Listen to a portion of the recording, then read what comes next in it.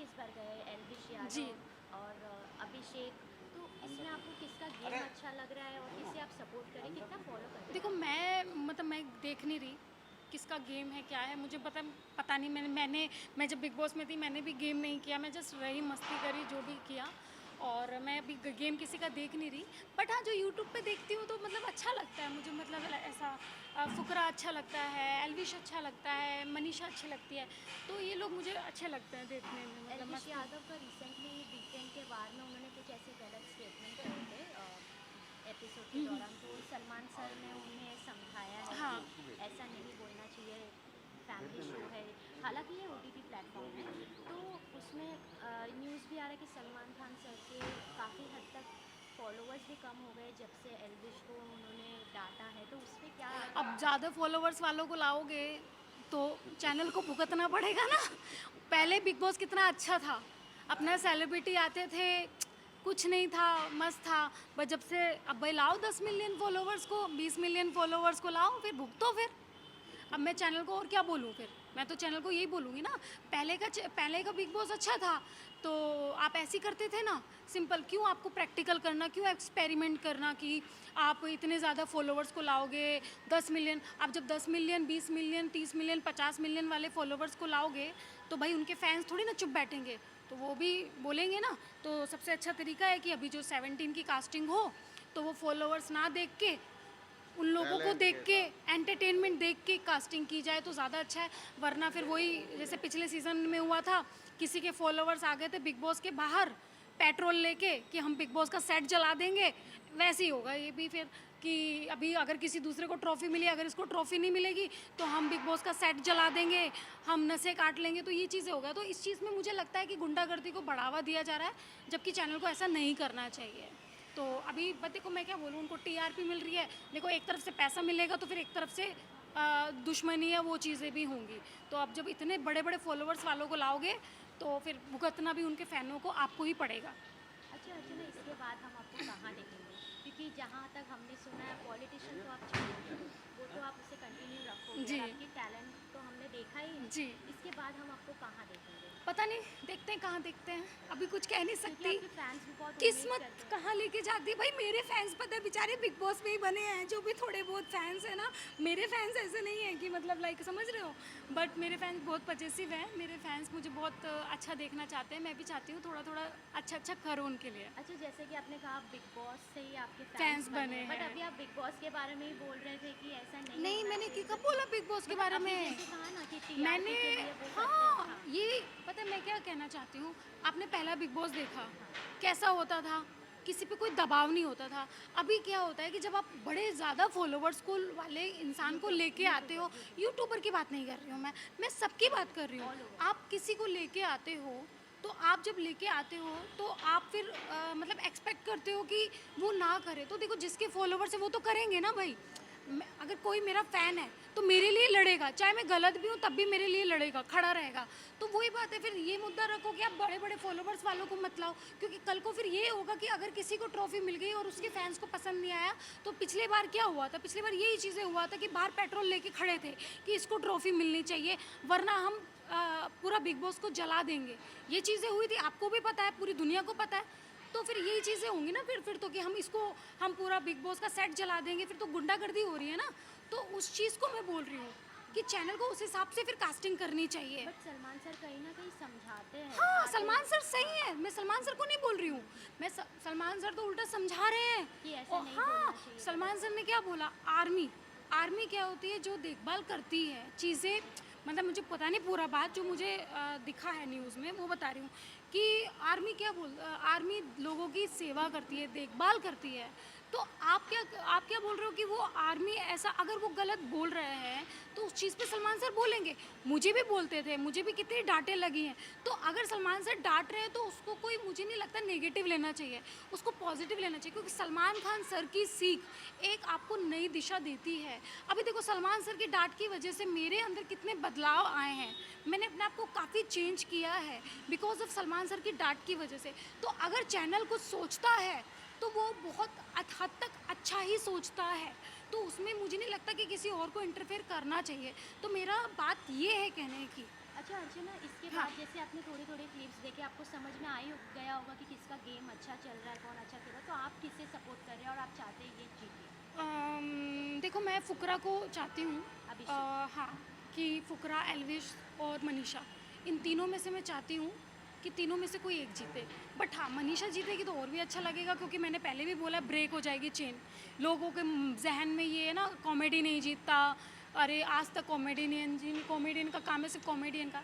तो मैं वही बोलना चाहती हूँ कि भाई जो कॉमेडियन है ना, वही आपके शो को ना ऊपर लेके जाता है। आप समझ रहे हैं ना? तो उसका भी हक उतना ही बनता है जितना दूसरे का बनता है।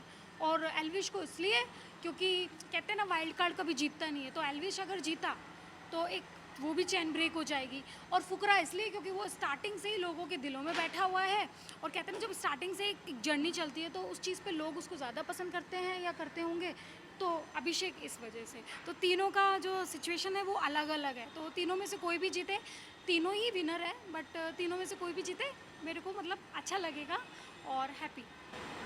Thank you so much. Thank you so much. हमें तो मनीषा जीतनी चाहिए भाई, हमारी वो दूसरी अर्चना है, हमें तो वो अर्चना दिखे है या नहीं? नहीं, अपनी मनीषा अपनी बिहार बिल्कुल की सेम लड़की। हमारी बेटी है अर्चना, और हमने तो उसे बेटी मान दिया, एक नहीं दो है। और वो बिहार की- जीतता है, इसे ना बिहार की मिली टॉफी बेटी। उसे मिल जाए, हम तो खुश हो जाएंगे। बाकी तो हमने देखे नहीं बिहार बेचारे की कौन कौन है। बेटी। हाँ, बाकी सारे सेलिब्रिटी ठीक है, लेकिन भाई उसे हम ज़्यादा प्यार दे रहे, क्योंकि उसमें हमें अपनी बेटी दिखाई दे रही। सही बड़ी में। चुलबुल है भाई वो अच्छी मनीषा। अच्छी लड़की है, मस्त है। कहीं ना कहीं उससे फेक भी बोलते हैं कि ये जो करती है over मुझे है। आपको पता है, मुझे लोग फेक बोलते हैं, मतलब भगवान भी नीचे आ गया ना तो भी मुझे फेक नहीं बोलेंगे। आप समझो मैं इतनी रियल हूँ, जो भी मुंह पे बोलती हूँ। अभी भी मैंने जो भी बोला, मैं डरती नहीं हूँ किसी से। आज भी देखो, ये कमिश्नर सर थे, उनके भी लिए बोला कि ऐसा नहीं करना चाहिए, और जबकि सोचो क्या क्या चीज़ें हो सकती है मेरे लिए, बट मैंने कभी डर नहीं देखा। मुझे लोग फेक बोलते हैं कि फेक है, ये है, वो है। आप नॉर्मल लाइफ में भैया ऐसे तो हो नहीं कि आपने अमृत पी के आए हो या आप लड़ाई नहीं करते। नॉर्मल लाइफ में आपकी लड़ाई होती है, और जब आपकी लड़ाई होती है तो आपको भी पता है कैसी होती है। तो वो एक नॉर्मल रूटीन है। आप 4.5 महीने रहोगे तो ऑफकोर्स लड़ाई होगी। मुझे बोलते हैं फेक है, मनीषा को बोलते हैं फेक है, और पता नहीं किस किस को, हाँ शहनाज को भी बोलते थे फेक है। ओ भाई, तो इनके लिए रियल कौन है फिर? मुझे एक बात बताइए। और जो इनको रियल लगते हैं ना, वो सबसे ज़्यादा फेक हैं, क्योंकि उनके डबल चेहरे हैं। कैमरे पे चेहरा उनका अलग है और बैक साइड में चेहरा उनका अलग है। अभी बिग बॉस में जैसे पूजा भट्ट मैम जब हाँ जी। स्टार्टिंग में आई थी, हाँ। तब उन्होंने कहा था कि मनीषा ये रियल है, मैं मान ही नहीं सकती इसको, आके कोई भी बोलेगा कि ये फेक है तो मैं नहीं। और अभी अचानक से वो उनका जो मूड है उनके टुवर्ड्स, जो उनका जो है सब, वो चेंज हो गया है कि वो अभी बोलती है कि ये सबसे ज़्यादा फेक करती है, ओवर करती है, हाँ। फुटेज के लिए ये होता है। तो इस पे क्या कहना चाहिए? पता है मुझे, एक चीज़ है, ये जो दुनिया है ना, इनका मुंह है। आप मुंह किसी का रोक नहीं सकते, वो बोलेंगी। आपको ना अपना लक्ष्य बराबर रखना है। तो मैं मनीषा अभी अंदर सुन नहीं रही होगी, बट मनीषा को मैं ना एक ही चीज़ देखना सुनना चाहती हूँ। आपकी पता है बिग बॉस के बाद आपकी लाइफ बिल्कुल चेंज हो जाती है। कहते हैं ना, जब हाथी चलता है कुत्ते भौंकते हैं, तो उससे फ़र्क नहीं पड़ता है। तो मैं एक कहानी आपको बताऊंगी, वो ज़िंदगी में याद रखना। मैंने जस्ट रील पे ही देख रही थी, एक चीता और एक गधे की ना बहस हो जाती है। चीता कहता है कि घास हरी है, गधा कहता है घास ग्रीन है। वो कहता है नहीं हरी है, वो कहता है ग्रीन है। कह रहा दिमाग मत ख़राब कर। तो वो राजा के पास जाते हैं, यानी शेर के पास जाते हैं, और चीता कहता है शेर, जंगल के राजा शेर, आप बताओ घास हरी है ना? तो कहता है तो गधा कहता है नहीं शेर, घास ग्रीन है, वो सॉरी ब्लू है। तो राजा कहता है, शेर कहता है चीते तूने क्या जवाब दिया? कह रहा मैंने बोला घास हरी है। तो कहता है गधे ने क्या जवाब दिया? कहता है ग्रीन, वो ब्लू है। तो राजा कहता है, यानी शेर कहता है हाँ तो घास ब्लू है। तो चीता कहता है क्यों ऐसा? कह रहा भाई तेरे से बड़ा गधा कौन है कि तू गधे से बहस कर रहा है, जाओ इसको जेल में डालो। तो मैं यही बात बोलती हूँ, आप रुको मत, दुनिया भोगेगी। आपको कुछ लोग पसंद करेंगे और कुछ लोग नहीं पसंद करेंगे। ज़रूरी नहीं कि पूरी दुनिया आपको पसंद करे, बट जो आपको पसंद करते हैं वो आपको दिल से पसंद करते हैं। तो मुझे नहीं लगता कि किसी का इंटरफेयर पसंद होना चाहिए या नहीं, उनको उनका काम है। क्योंकि अगर लाइफ में हेटर्स नहीं रहेंगे ना, आप तरक्की नहीं कर पाओगे। तो हेटर्स रहना भी बहुत ज़रूरी है। आप समझ रहे हैं ना? चाहे शाहरुख खान जी के भी हेटर्स हैं, सलमान खान जी के भी हेटर्स हैं, सबके। तो हेटर्स होना बहुत ज़रूरी है, क्योंकि प्यार करने वाले तो बहुत होते हैं, हेटर्स बहुत कम होते हैं। आप समझ रहे हैं? हाँ, रिसेंटली आशिका भाटिया इविक्ट हुई है, हाँ। तभी जब मनीषा रो रही थी या उनके साथ जो भी, तो पीछे से बेबिका हो गई, पूजा मैम हो गई, फिर ये जिया हो गए, वो लोग सब लोग पीछे से कमेंट कर रहे थे कि ये क्या है, ये अभी मतलब आज का फुटेज ले रही है, बरोबर कैमरा एंगल में रो रही तो है। भाई तुम लोग ले लो। तो अरे मतलब फुटेज का प्रॉब्लम, अरे चैनल हमें फुटेज देता है और हम लेते हैं, आपके दम पे तो पूरा सीजन में फुटेज लो ना आप अपनी। आप देखो सब, अभी देखो सबसे ज़्यादा प्रोमो कटते होंगे किस पे कटते हैं? मनीषा पे कटते हैं ना।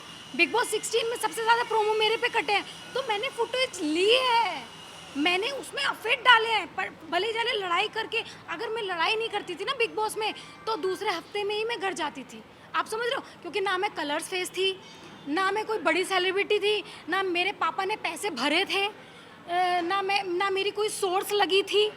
आप समझ रहे हैं? तो मैं एक नॉर्मल इंसान थी, तो अगर मैं ये सब करती नहीं तो मुझे दूसरे हफ्ते ही टाटा बाय बाय कर दिया जाता, मैं यहाँ तक टिकती नहीं और लोग मुझे इतना पसंद नहीं करते, तो वो होना भी ज़रूरी है। तो जो मनीषा कर रही है वो अच्छा कर रही है और ऐसे ही करती रहे, ठीक है? Thank you so much. हाँ, इनको जवाब देना चाहिए कि भैया कॉमेडियन कोई एम ही नहीं है, कॉमेडी करने में कितना पापड़ बिलते हैं, कितनी एफर्ट लगता है, वो हम भारती और हर्ष और को कितने कॉमेडियन हैं उन लोगों को पता है, जो असली कॉमेडियन है उन लोगों को पता है कि कॉमेडी करने में कितने एफर्ट्स लगते हैं। दुनिया को रुला बहुत आसानी से दिया जाता है, बट हंसाया बहुत मुश्किल से जाता है। तो मैं बहुत प्राउड करती हूँ कि मैं इस काबिल बनी हूँ कि मैं दुनिया को हंसा रही हूँ, ना कि रुला रही हूँ। Thank you so much. Thank you so much. बहुत बड़ा इंटरव्यू।